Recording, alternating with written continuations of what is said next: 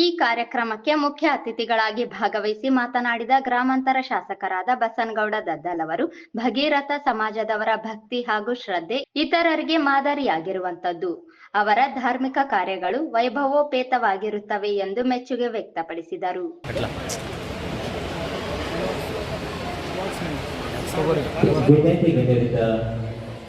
ಭಾವಚಿತ್ರಕ್ಕೆ ಮತ್ತು ಜ್ಯೋತಿ ಬೆಳಗಿಸುವಂತ ಕಾರ್ಯಕ್ರಮ ಬೆಳಗಿಸಲು ಬರ್ತಾ ಇದ್ದಾರೆ. ಎಲ್ಲ ಅತಿಥಿ ಹೋದರಿಗೆ ನಿಮ್ಮೆಲ್ಲರ ಜೋರಾದ ಚಪ್ಪಾಳಿಯೊಂದಿಗೆ ಆ ಮಹಿಳೆಯರನ್ನ ಗೌರವಿಸಲು ಕೇಳ್ಕೊಳ್ತಾ ಇದ್ದೇನೆ. ದೀಪ ಎಂಬ ಹಣತೆಯಲ್ಲಿ ಪ್ರೀತಿ ಎಂಬ ಎಣ್ಣೆ ಸುರಿದು, ಸ್ನೇಹ ಎಂಬ ಜ್ಯೋತಿ ಬೆಳಕು ಬರಲಿ. ಬದುಕು ಕತ್ತಲಾಗಿದೆ, ಎಣ್ಣೆ ಇಲ್ಲದ ಕತ್ತಲಾದ ಬದುಕಿಗೆ ನೋವು.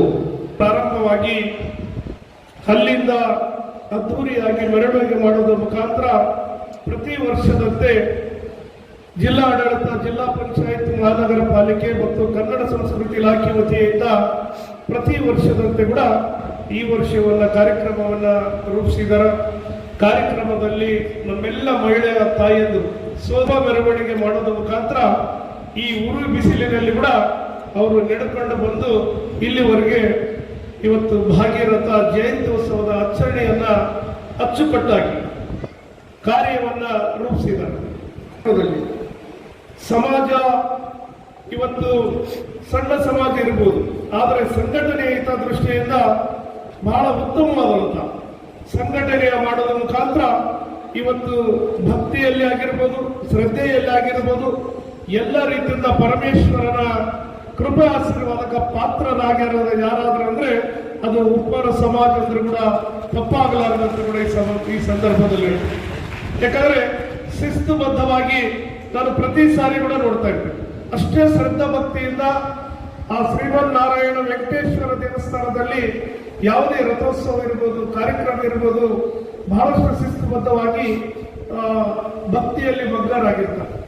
ಹಾಗಾಗಿ ಇವತ್ತು ಭಗವಂತನನ್ನ ನೆನೆಸೋದ ಮುಖಾಂತರ ಇವತ್ತು ಖಂಡಿತವಾಗಿ ಯಾವುದೇ ಸಮಾಜದಲ್ಲಿ ಹುಟ್ಟಿರ್ಬೋದು, ಆದರೆ ಇವತ್ತು ಭಕ್ತಿಯಲ್ಲಿ ಮತ್ತು ಶ್ರದ್ಧೆಯಲ್ಲಿ ಪ್ರಾಮಾಣಿಕತೆ ತೋರಿಸಿದ್ರೆ ಖಂಡಿತವಾಗಿ ಆ ಭಗವಂತ ನಮಗೆ ಆಶೀರ್ವಾದ ಖಂಡಿತವಾಗಿ ಸಿಗ್ತದಂತ ಕೂಡ ಈ ಸಂದರ್ಭದಲ್ಲಿ ಹೇಳ್ತೀನಿ.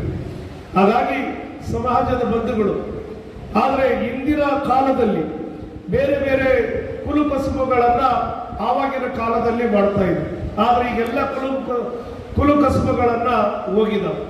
ಆದ್ರೆ ಇವತ್ತು ನಾವೇ ಏನ್ ಮಾಡ್ಬೇಕಾಗಿದೆ ಅಂದ್ರೆ ಮಕ್ಕಳನ್ನ ಶಿಕ್ಷಣವಂತರನ್ನಾಗಿ ಮಾಡಬೇಕು. ಶಿಕ್ಷಣವನ್ನ ಪಡೆದ್ರೆ ಎಲ್ಲವನ್ನ ಈ ದೇಶದಲ್ಲಿ, ಈ ಪ್ರಪಂಚದಲ್ಲಿ ಅದಕ್ಕೆ ಒಂದು ಕೊಡುಗೆಯನ್ನು ಕೊಟ್ಟಿರುವಂತ, ಸಂದೇಶವನ್ನು ಕೊಟ್ಟಿರುವಂತ ಹಲವಾರು ಸಂತರ, ದಾರ್ಶನಿಕರ, ದಾಸರ ಒಂದು ಜನ್ಮ ದಿನಾಚರಣೆ ನಾವು ಆಚರಣೆ ಮಾಡ್ತೀವಿ. ಈ ಆಚರಣೆಯ ಉದ್ದೇಶ, ಹಿನ್ನೆಲೆ ಏನು ಅಂತಂದ್ರೆ, ಒಬ್ಬೊಬ್ಬ ಸಂತ, ಒಬ್ಬೊಬ್ಬ ದಾರ್ಶನಿಕ ಇಡೀ ಸಮಾಜಕ್ಕೆ ಒಂದು ಸಂದೇಶವನ್ನು ಕೊಟ್ಟಿದ್ದಾಗಿರ್ತಾರೆ. ನಿವಾರಣೆ ಮಾಡುವ ಹಿನ್ನೆಲೆಯಲ್ಲಿ, ಸಮಾಜದ ಅಂಕುಡೊಂಕುಗಳನ್ನು ತಿದ್ದುವ ಹಿನ್ನೆಲೆಯಲ್ಲಿ ತಮ್ಮದೇ ಆದಂಥ ತಮ್ಮ ಆಡು ಭಾಷೆಯ ಮೂಲಕ, ವಚನಗಳ ಮೂಲಕ, ಹಾಡುಗಳ ಮೂಲಕ ಸಮಾಜಕ್ಕೆ ಒಂದು ಒಳ್ಳೆಯ ಸಂದೇಶವನ್ನು ಕೊಟ್ಟಿದ್ದಾಗಿ ಕೂಡ ಅವರು ಒಂದು ಸಮಾಜಕ್ಕೆ ಸೇರಿದವರೆನ್ನುವಂಥ ಮಾತನ್ನು ನಾವು ಮರಿಲಿಕ್ಕೆ ಸಾಧ್ಯ. ಆ ಹಿನ್ನೆಲೆಯಲ್ಲಿ ಅವರನ್ನು ನೆನಪು ಮಾಡಿಕೊಳ್ಳುವಂಥದ್ದು, ಅವರನ್ನು ಸ್ಮರಣೆ ಮಾಡುವಂಥದ್ದು, ಆ ಮೂಲಕ ಆ ಸಮಾಜದ ಅಸ್ತಿತ್ವವನ್ನು ಗುರುತಿಸುವಂಥ ಒಂದು ಪ್ರಯತ್ನವೇ ಸಂತರ, ದಾರ್ಶನಿಕರ, ದಾಸರ, ಮಹರ್ಷಿಗಳ ಈ ಜನ್ಮ ದಿನಾಚರಣೆಯ ಮುಖ್ಯ ಉದ್ದೇಶ. ಮತ್ತು ಆ ಹಿನ್ನೆಲೆಯಲ್ಲಿ ಹಿಂದುಳಿದ ವರ್ಗಕ್ಕೆ ಸೇರಿರುವಂಥ ಉಪ್ಪಾರ ಸಮಾಜ ಮೂಲತಃ ಸಾಮಾಜಿಕ ವ್ಯವಸ್ಥೆಯಲ್ಲಿ